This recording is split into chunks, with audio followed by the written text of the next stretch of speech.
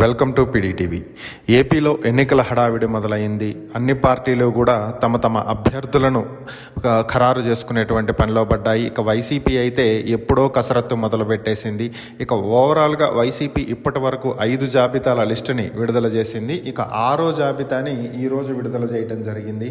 6వ జాబితా కనుక ఒక్కసారి మనం చూసినట్లయితే 6వ జాబితాలో రాజమండ్రి ఎంపీగా గూడూరి శ్రీనివాస్ గారిని ప్రకటించింది. అలాగే Narasapuram MP ticket advocate Guduri Umabala గారికి ఇవ్వడం జరిగింది. గుంటూరు ఎంపీగా ఉమారెడ్డి రమణకి ఇవ్వడం జరిగింది. చిత్తూరు ఎంపీగా ఎన్ రెడ్డప్పని ఖరారు చేయడం జరిగింది. ఇక మైలవరం సర్నాల తిరుపతిరావు యాదవ్కు ఇవ్వటం జరిగింది. మార్కాపురం అన్నా రాంబాబుకి ఇవ్వటం జరిగింది. ప్రస్తుతం గిద్దలూరు ఎమ్మెల్యేగా ఉన్నటువంటి అన్నా రాంబాబు గారిని మార్కాపురంకి మార్చడం జరిగింది. ఇక గిద్దలూరు టికెట్కి 11 మంది పోటీ పడుతున్నారు అనేది ఒక సమాచారం. అయితే ఫైనల్గా ఎట్టకేలకు కె నాగార్జున రెడ్డికి టికెట్ వరించింది అనుకోవాలి.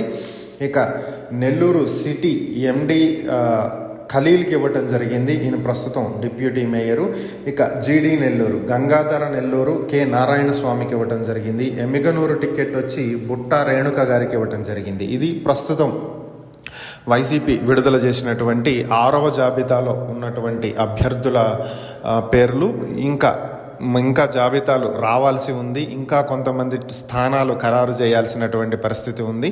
మరి ఇంకొక జాబితా ఎప్పుడు విడుదలవుతుందనేది వేచి చూడాలి.